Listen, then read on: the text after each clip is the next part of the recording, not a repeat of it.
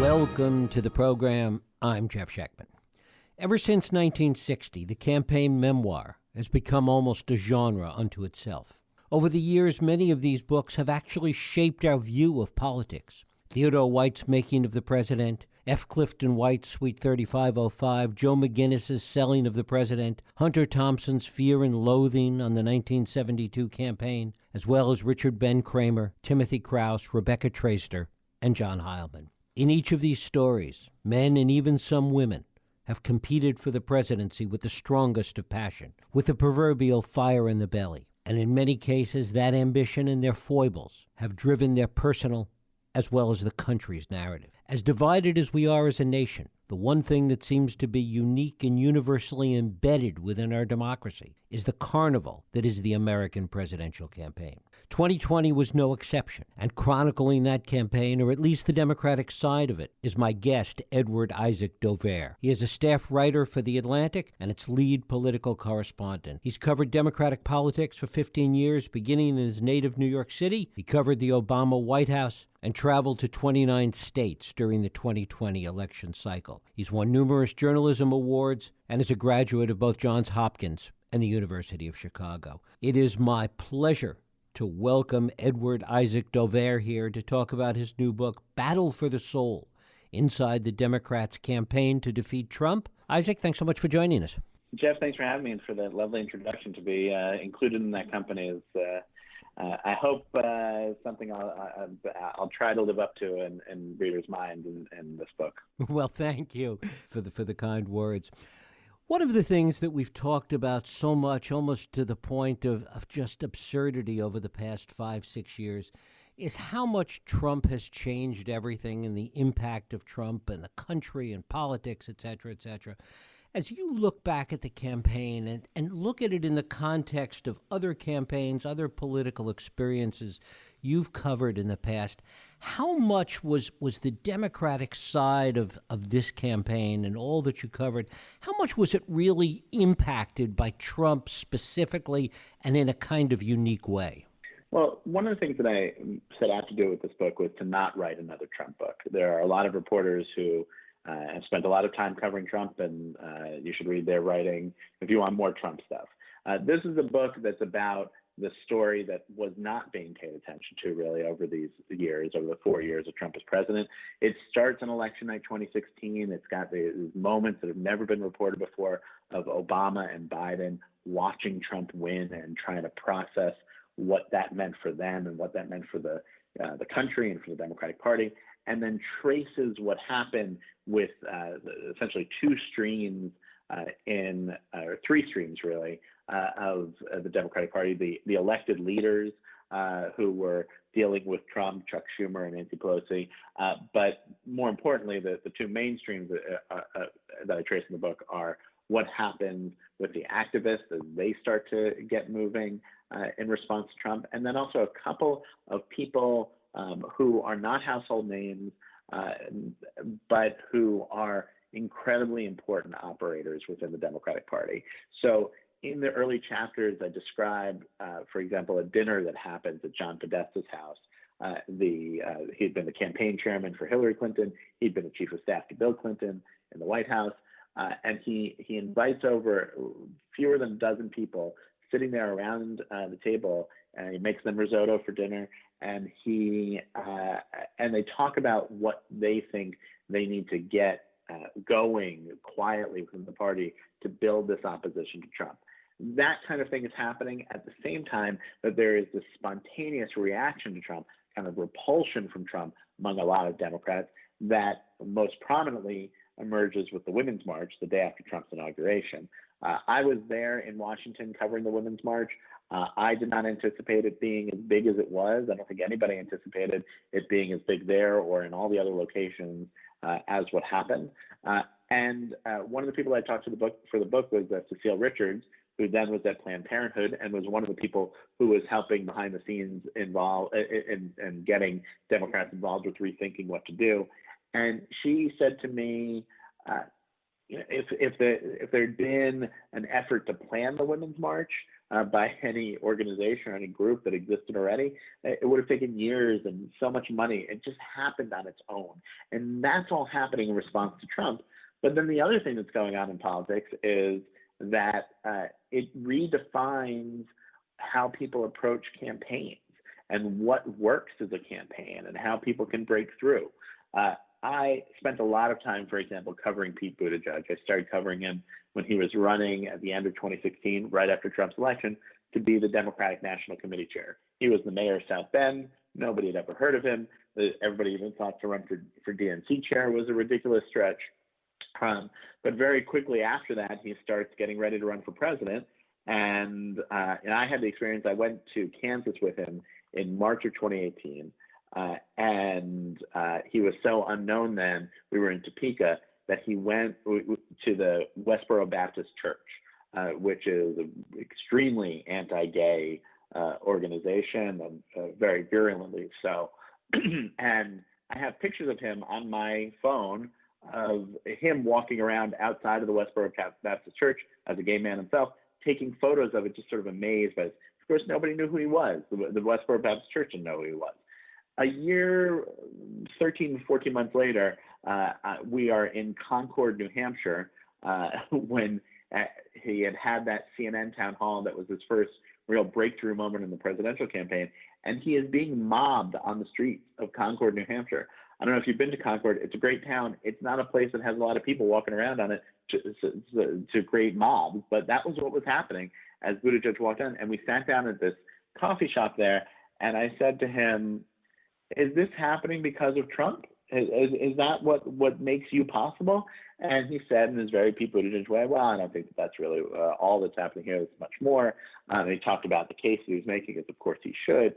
But you do have Trump opening up that idea of what politics is too, and also making everything seem, and not just seem, but be the kind of existential crisis that it was for America in figuring out which one do we want it to be.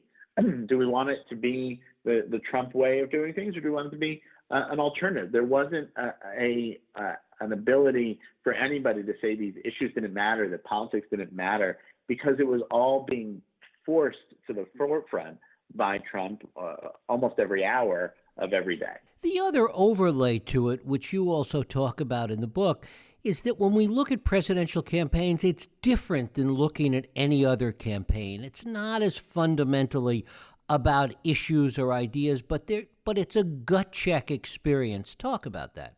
Yeah, there's a person who, unfortunately, the book has a lot in it, and there was only so much we could squeeze in.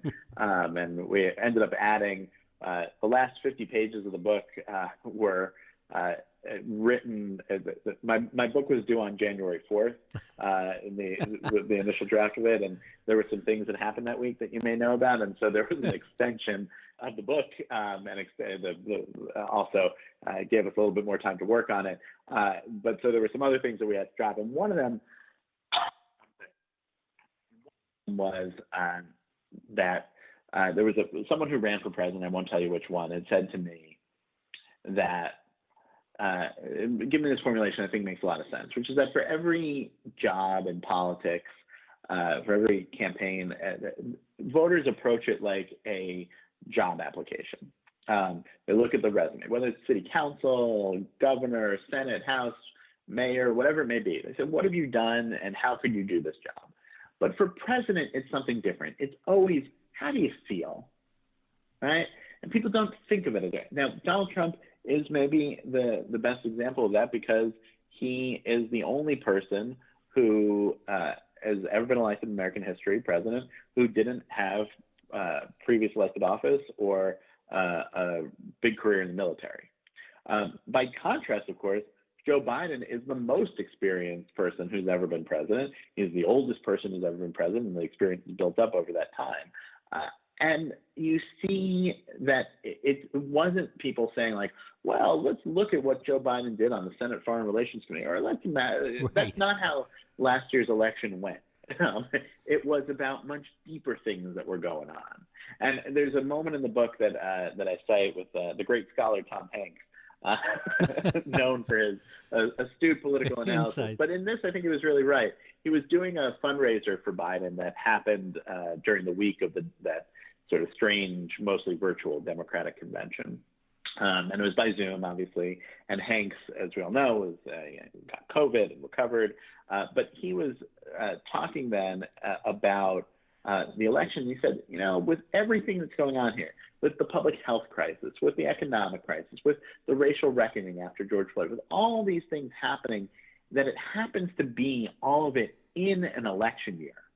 To Hanks, he said and it makes you think like maybe there's a nod to something bigger going on or a higher power or something. Whether or not you believe Hanks is right about that, it is certainly true that George Floyd could have been killed any year. Obviously, there have been black men killed by police since then and before then. It was the way that video was made and the way that video caught people's minds and what it set off.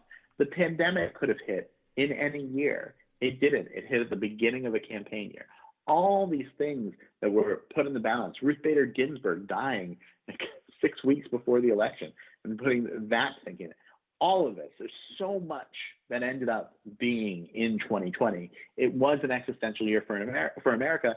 And in the end, the choice that people made, how did they feel? They felt like they wanted Joe Biden to be president. They wanted Donald Trump to not be president. But I also think importantly, for thinking about where things are now and where they're going, where the book builds to, is that Biden won the election by a lot. He won by 7 million votes.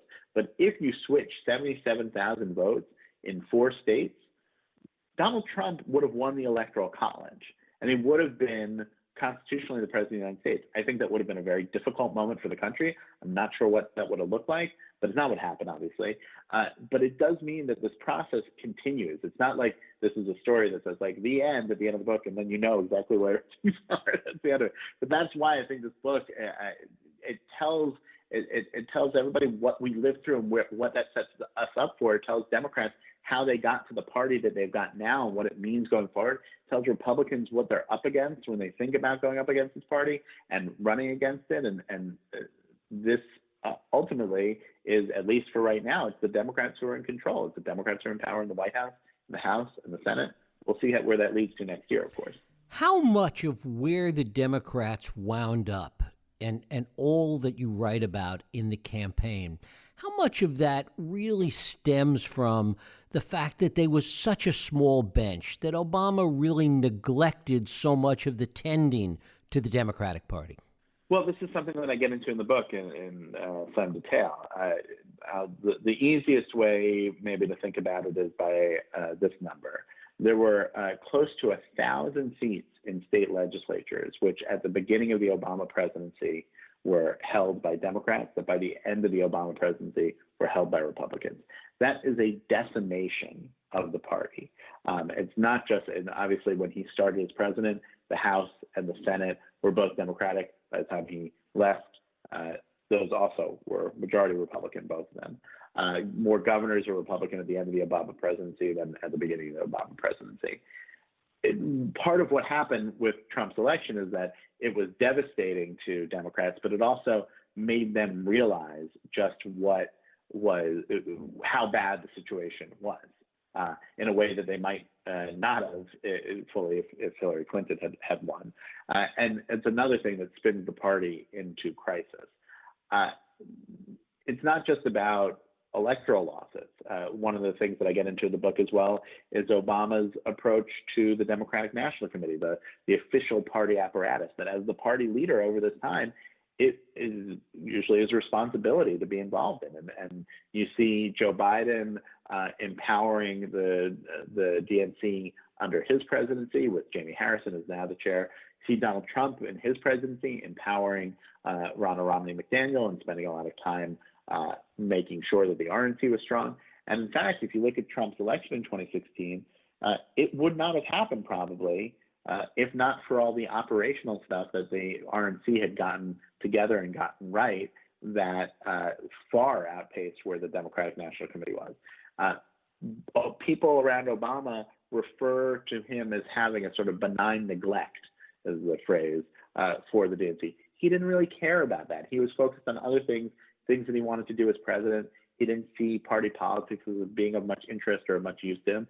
And so he didn't invest in it in either time or fundraising for it.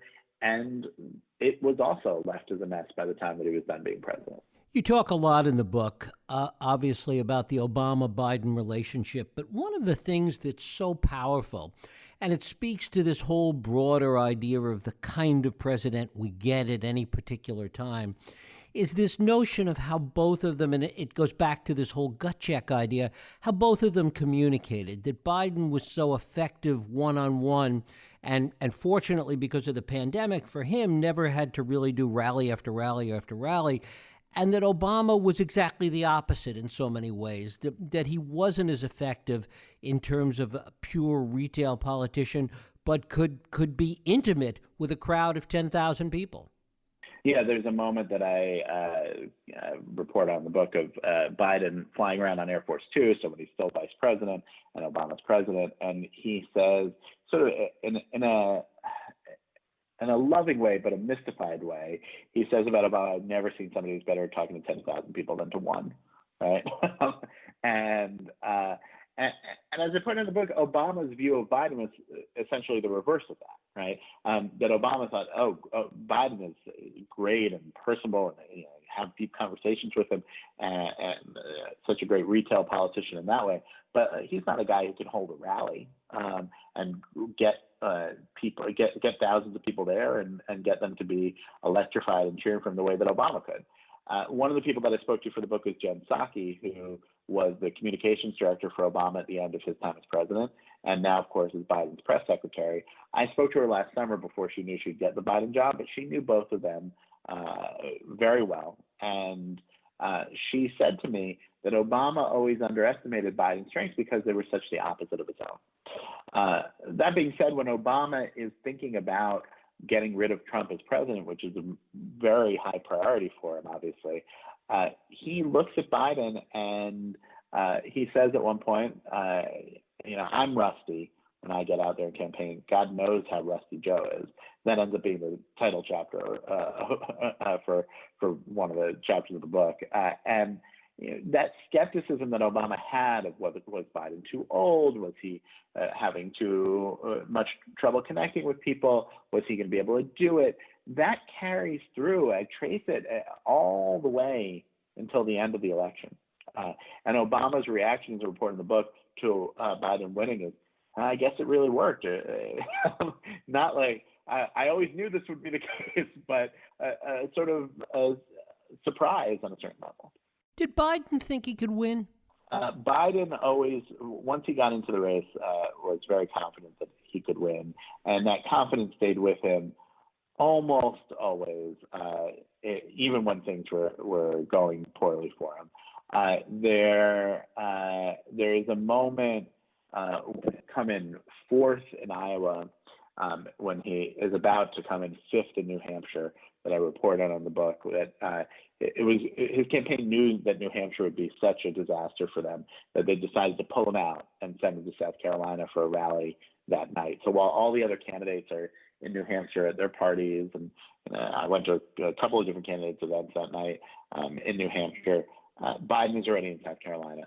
But before he leaves New Hampshire, he makes a couple of stops, and one of them he pulls a guy named Chris Coons backstage. Coons is a senator from Delaware now, but had been, he's known Biden for 30 years, very close with him. And Biden wants to just talk with him and have some personal connection with somebody that knows and trusts. And Coons was really struck by how distraught Biden was. And he's trying to kind of console him, but there's not much to say because he can see that Biden, how upset the way the campaign is going has made Biden. And Biden says, I'm the candidate. I'm supposed to go out and give speeches and be the one to go out and do all the things that the candidate does. I'm not supposed to run the campaign, and these guys weren't running the campaign well. He just looks at Coons and he says, damn it, feeling it slipping through his fingers.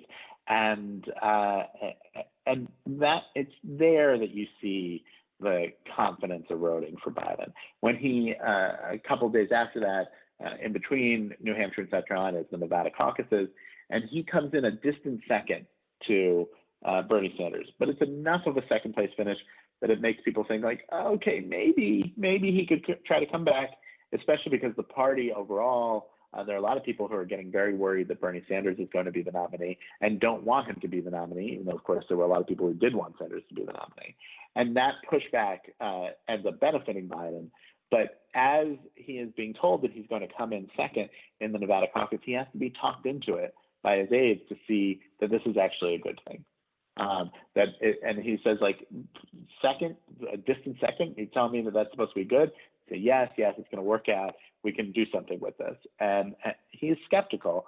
But of course, then he goes on to South Carolina, and that's a major moment for the campaign. He wins by a lot. He wins by more than anybody was expecting to, him included. And that chapter in the book that goes from that Saturday South Carolina primary to Tuesday, 3 days later, Super Tuesday, it's called 72 Hours That Changed History, because it really was. Changed everything about the Democratic race, and of course changed who the president is. If not for what happened then, Biden would not be the president. But the night before the South Carolina primary, I was at an event that he was doing in sort of the northern part of South Carolina, not too far from the North Carolina border. And it's hard to think about how it was, because it was like 2 weeks before the pandemic hit. And so there was no social distancing at all. We were all very close up on each other. And he also didn't have Secret Service protection yet. And so I was able to be up against where he was, talking to people on the rope line. And I caught his eye at one point, and he looked at me and said, hello. And I said to him, so how does it feel to actually be winning an election? And he looked at me and he said, I don't want to jinx it just yet. You can read about what happened there in the book. There's a famous quote from Mike Tyson that you could have the best game plan in the world for a fight until you take the first uppercut to the jaw. Was there ever a game plan? Was there a plan that the Biden campaign had, or was it really winging it most of the time? Well, I feel like you're not doing the Mike Tyson quote justice. It's everybody has a plan until they get punched in the face. That's right.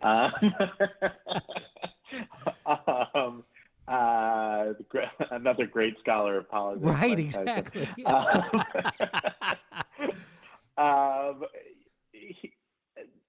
The Biden campaign was not the best run campaign. Nobody would argue that. I think, including most people, even on the Biden campaign itself. Operationally, the best run campaigns were Elizabeth Warren's campaign, Pete Buttigieg's campaign, and they had different levels of benefits from it.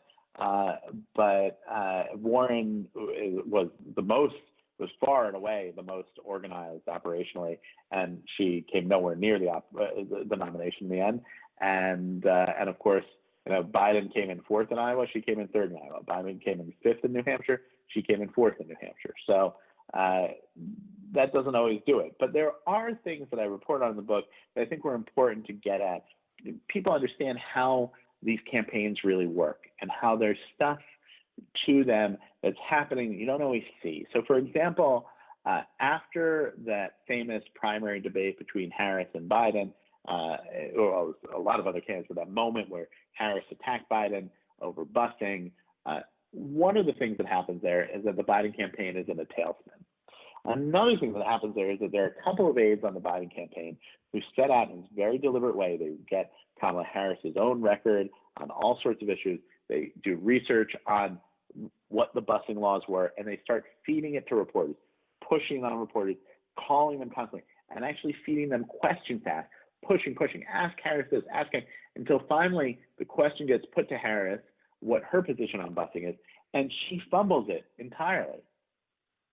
And it makes that whole rocket ship ride that she was having coming out of the primary campaign fall apart completely. And you see other moments like that happening for the Biden campaign. The other one, probably the most important, is that by the time the Hunter Biden quote unquote laptop, we may never know whether there's an actual laptop or whether that was some hacked material or whatever it was, but some of that is real information that was put out there. The text messages between Joe and Hunter Biden, for example, are real. But what happens when that lands and publishes in the New York Post is that it is greeted immediately with suspicion by most of the reporters, by most of the people in the political world, in a way that undermined it right out of the gate. is this real information? Is this all part of some Russian operation going on?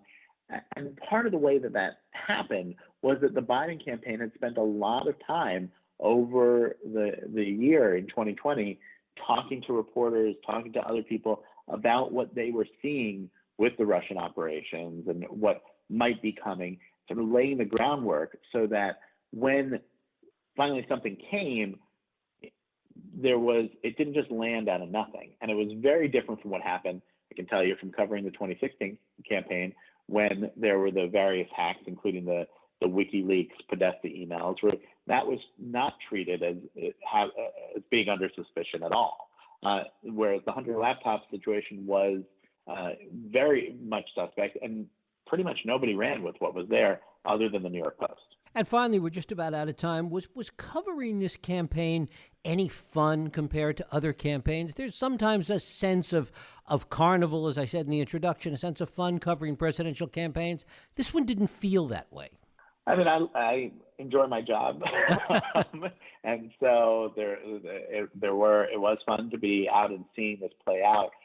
But I think that what you're getting at is that it was hard for, I think, anybody who was paying attention at all over the last couple of years to not see how much was on the line for America, and to not see this as just like eating hot dogs at fairs or whatever. Though there are some parts of the book that get into that part of the craziness of it, and how it got extra crazy in this year.